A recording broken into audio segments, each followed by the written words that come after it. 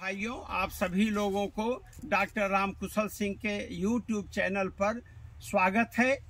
आज दशकसरिया Biswa sugar factory के प्रगतिशील कृषक सुबोध कुमार वर्मा जी के खेत पर शंकरपुरवा गांव जो गुरेरा पकरिया क्षेत्र में आता है, यहां पर हम लोग कोसा 17-231 जो उत्तर प्रदेश गन्ना शोध परिषद से सामान्य खेती के लिए शीघ्र वेराइटी निकाली गई है, सामान्य खेती के लिए संस्कृत प्रदान की गई है। इसके खेत में हम खड़े हैं, आपको बताना चाहते हैं कि जो पहली बधाई हुई है वो वर्मा जी ने 1 फीट की दूरी पर की है और क्लम्प में बधाई की है। तो एक एक आंख से जो 6-6, 8-8 गन्ने बने हैं, उन क्लम्प की बधाई करने से एक गन्ने गिरे नहीं हैं। और दूसरी और तीसरी बधाई कैंची बधाई करते हैं जब 12 से 15 फीट का गन्ना हो जाता है, ताकि उसकी बढ़वाड़ न रुके। तो किसान भाइयों, इसमें सबसे जो महत्वपूर्ण बात है कि 2 तरह की खेती की जाती है।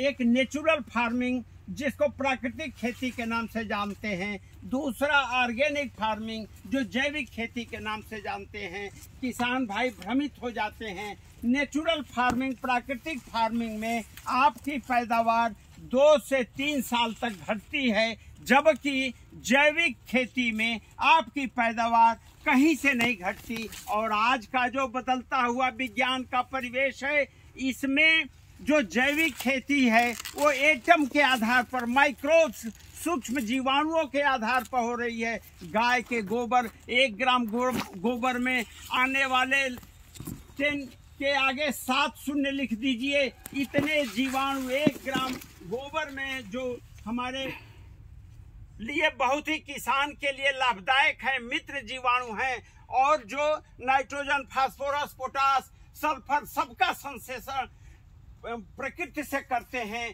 तो ये जैविक के रूप में हम लोग देते हैं। इसी तरह से हम मल्चिंग करा करके हम जो ऑर्गेनिक फार्मिंग के बहुत सारे आयाम हैं उनको लेते हैं। हम बात कर रहे हैं कि जुलाई और अगस्त महीने में लीफ का इन्होंने 2 बार 15 दिन के अंतराल पर स्प्रे किया है। स्प्रे करने से वर्मा जी आपके गन्ने में क्या हुआ था?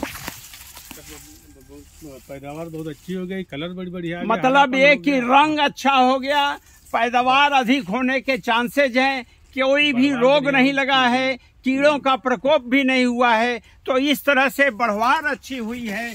और लीफ जो माइक्रोन्यूट्रिएंट्स है, इसमें क्यों जरूरी है ये हम आपको बताना चाहते हैं कि इसमें ग्लूकोनिक अम्ल 4% है, नाइट्रोजन 6% है, फास्फोरस 6% है, पोटाश 6% है, जिंक 4% है, कॉपर 1.5% है, मैग्नीज 1.5% है, मैग्नीशियम 3% है, बोरान 3% है, आयरन 3% है और पीएच इसका 6.5 to 7 है।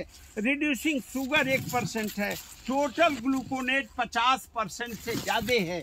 किसान भाइयों, जब हम ग्लूकोनेट फार्म में स्प्रेइंग करते हैं शाम के समय और जो स्टोमेटा खुले होते हैं, तो ऑर्गेनिक के रूप में ये ग्लूकोनिक फार्म, जैसे जब हम बीमार पड़ते हैं तो हमको सलाइन लगता है तो हमारी रिकवरी हो जाती है, उसी तरह से ये ऑर्गेनिक है।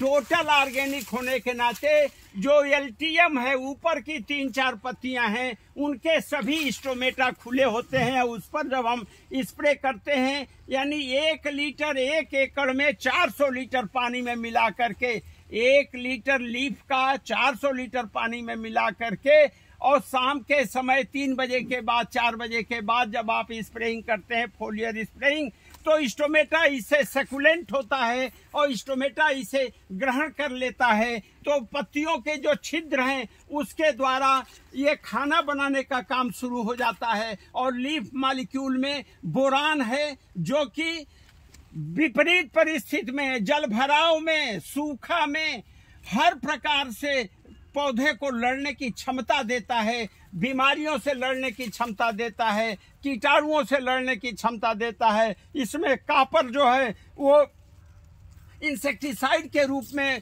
पौधों के अंदर एक इम्यूनिटी बनाता है। तो मेरे कहने का मतलब ये है किसान भाइयों, मैंगनीज जो फोटोसिंथेसिस का प्रिकर्सर है, तो ये सारे जो सूक्ष्म तत्व हैं ये प्रकाश संश्लेषण के प्रिकर्सर के रूप में काम करते हैं, ग्रोथ के रूप में काम करते हैं। जहां 1 से 2% एनपीके का हम स्प्रेइंग करते हैं तो पत्तियां आसानी से नहीं ले पाती, वहीं पर 6% का ऑर्गेनिक फार्म में होने के नाते, ग्लूकोनेट फार्म में होने के नाते 100% एसिमिलेशन हो जाता है। और जब पूरा का पूरा जो न्यूट्रिएंट है वो पत्तियां जब सेकुलेंट अवस्था में होने के कारण ले लेती हैं तो इसमें गन्ने का केवल बढ़वार नहीं होता, गन्ने में चीनी का परता बढ़ जाता है, गन्ने में गुड़ की क्षमता बढ़ जाती है, गन्ने की पैदावार बढ़ जाती है, गन्ने में बीमारियों का प्रकोप नहीं हो पाता है, कीड़े नहीं खा पाते हैं। तो ये जो इम्यूनिटी, जो सिस्टमिक रेजिस्टेंस है, यानी गन्ने में विषम परिस्थितियां, चाहे वो जैविक हो मतलब जीवाणु कीटाणु, अथवा अजैविक हो जैसे पाला है या आपका जल भराव है, सूखा है, इन सब से लड़ने की क्षमता लीफ के फोलियर स्प्रेइंग से अगस्त महीने में 15 दिन के अंतराल पर करने से हो जाती है। हम कैमरामैन से उम्मीद करेंगे कि ये इसका एक फोटो ले लें जिससे कि हमारे दर्शक जो है वो सभी इसके लाभ को जान सकें और हर एलिमेंट का क्या उपयोग है इसके बारे में जब आप पता करेंगे तो आपको ये मिलेगा कि लीफ एक बहुत ही अच्छा माइक्रोन्यूट्रिएंट है। इसका स्प्रेइंग करने से गन्ने में आशानुरूप परिवर्तन आएगा। इसी के साथ मेरा उत्तरी भारत के समस्त चीनी मिलों से अनुरोध है कि जो कार्य गन्ना विकास से संबंधित जो कार्य the Saksaria Biswa sugar factory के एडवाइजर डॉक्टर रामकुशल सिंह के नेतृत्व में किया जा रहा है उसे अपनाएं और पूरे उत्तरी भारत के गन्ना किसानों की आर्थिक स्थिति सुधारें, उनकी लागत कम करें और उनको लाभ अधिक दिलवाने का काम करें। जय हिंद, जय भारत।